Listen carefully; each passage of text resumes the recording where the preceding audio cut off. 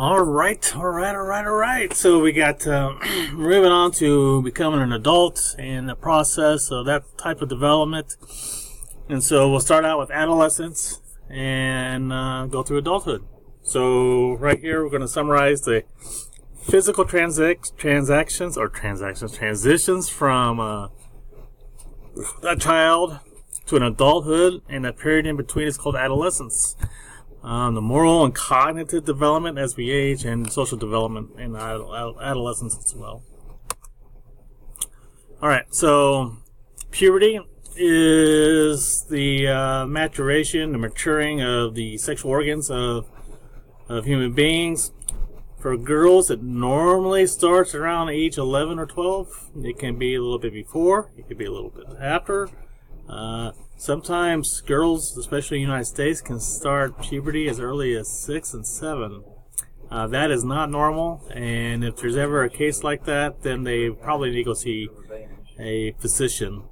And for boys, around 13 and 14, and then you have the first ejaculation, which is called the spermarchy, usually happens during that time period. There are different morals development that goes on throughout the time period. Kohlberg had 3 basic moral developments, and this moral development doesn't necessarily have to evolve as we age. We have pre-conventional morality, which is all about rewards and punishments. I am doing this for the reward of something else, or to avoid punishment of someone else. This is basic childlike morality, but there's many adults who go by this morality as well. For example, if you had to distill medicine for your dying wife, what would level 1 do? Well, level 1 will say, well, I can't steal the drugs because I might get punished. Okay? Or level 1, I will steal the drugs because I get to have the reward of my mom or my wife. Okay, level 2 is conventional morality. This people basically say the rules are the rules. It doesn't matter what the rule says. It doesn't matter if the rules are fair. You gotta go with the rules. It's black and white. Well, very black and white thinking. There's no in between here.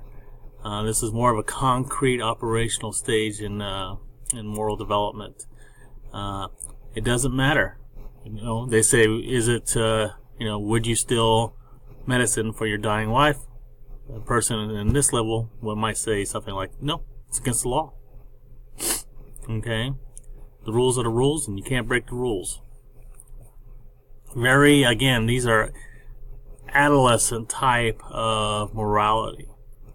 And then level 3 is post-conventional, in which is pretty much, I don't care what the rules say. What's fair is fair. What is right and right. It's not fair that this person suffers.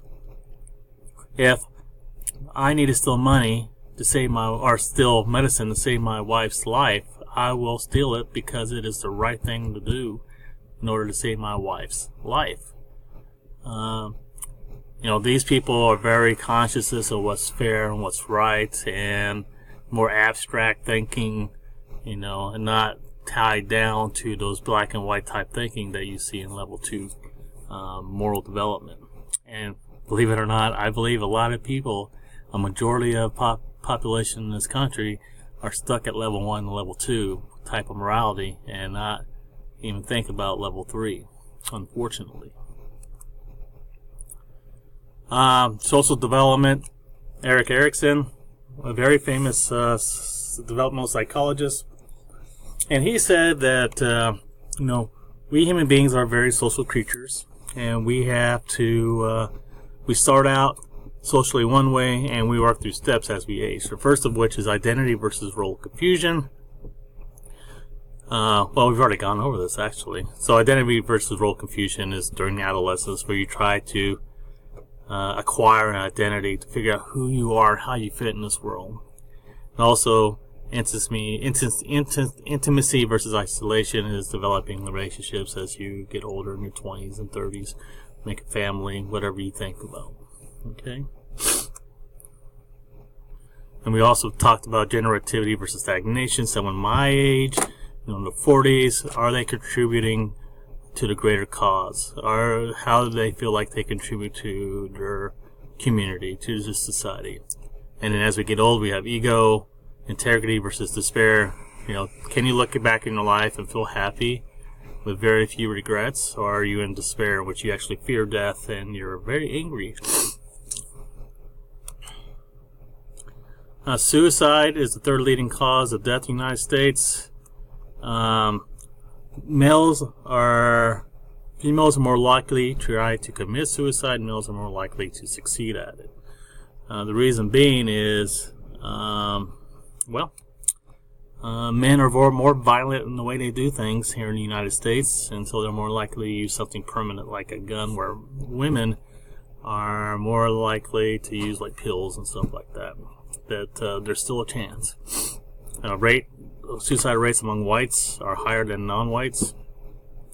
And then you have a bunch of socioeconomic things that may go along to those things, and as well as alcohol and other type drugs that can also contribute to the thoughts of suicide, and maybe to the point of suicide.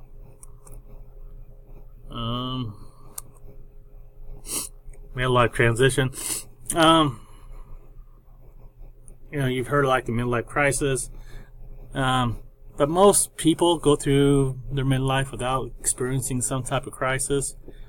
Generally happens in the early 40s. I'm 46. My midlife crisis was just trying to find new hobbies.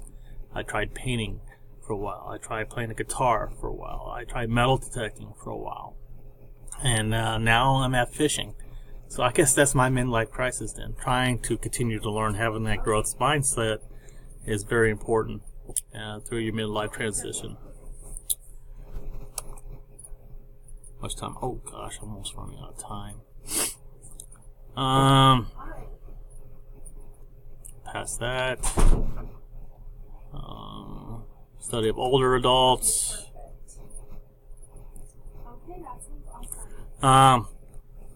According to this theory, is that human cells have a built-in time limit that they can reproduce and make new cells after so many decades. It's down to the point where they're no longer able to divide. Age, wear and tear. Kind of going through this kind of quickly. All right, fluid intelligence is much higher in young brains. Fluid intelligence is,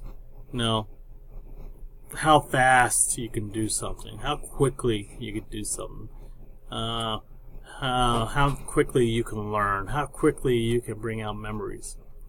That's very high in young people, or higher anyways, in comparison to older people. Older people have what's called a crystallized intelligence, and that is, accumulated knowledge over time, being wiser, understanding more. That seems to be a little bit higher for people who are more, older than anyone else, or anyone else. And just because you're getting old doesn't mean your memory is gonna go away. It's not inevitable. I'm having issues this morning. You can practice and keep your brain in tip-top shape. You just got to use it. Just like any muscle in your body, the more you use it, the stronger it is. And that's the same thing with your brain, because the more you use your brain, the more myelin sheath and connections and all those other things acquire and establish those connections to make them permanent. Alzheimer's disease is a terrifying disease. And what it is it's protein that is found naturally in the body. It's a protein, and somehow this protein causes this tar-like sticky substance to engulf the neurons and smother them and choke them to death, basically what it is. And it kills millions and millions of these neurons every day.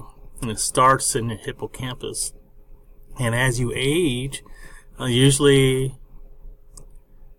the whole process is about 10 years.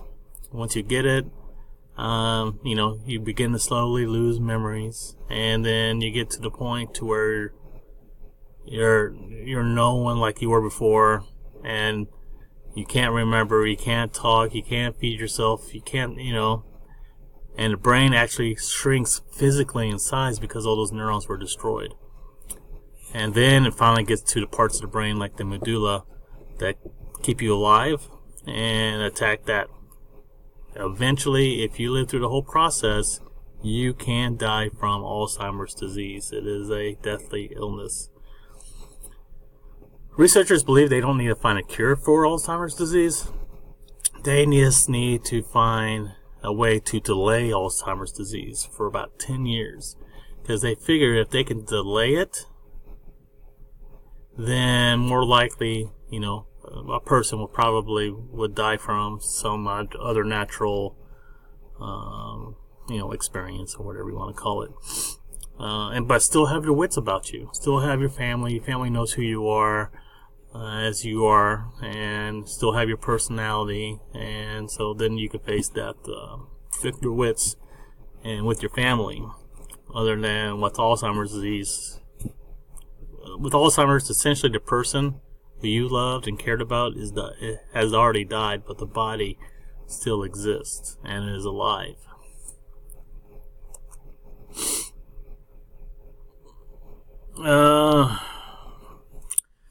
Social world disengagement theory basically means that once you get old, you just don't like hanging out with anybody else, and so you usually stay at home. You're not very engaging, you're not very active anymore. Again, this is not something that's inevitable. This is something that will be up to the individual. Sometimes they can't afford to go do something, and that in and of itself is a bad thing. Activity theory of aging means you still enjoy things. You still like going out and doing the things that you've always liked to do. And so you still do them. And life review, this is the integrity versus despair, where you can look back in your life and not have much regret of much, and be happy or be content in how you conducted your life. And so usually the elderly come in one of two things. Either they're pissed off, they're mad, and they're angry, or they're really nice. And you can usually tell the difference between those two people. I won't say they all fit in either or, but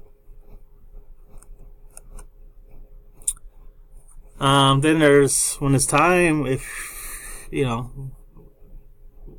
going to happen to all of us. It's either going to be a sudden death or we're going to know it's coming. And if we know it's coming, then we go through 5 stages of adjusting to death. Denial. We don't believe that we are going to die, that the doctors are wrong, and that we are going to be okay. And then we become angry. Angry at people with good health, at the doctors. You just, you lash out. And you start bargaining. You try to say, if I live, I'll be a much better person, I'll do this. And then you have depression.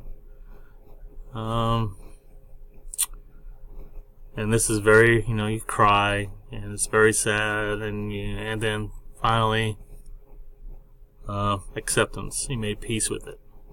You know it's going to happen, and so, you accept it, and you face the end of your life with some grace, is what we hope will happen.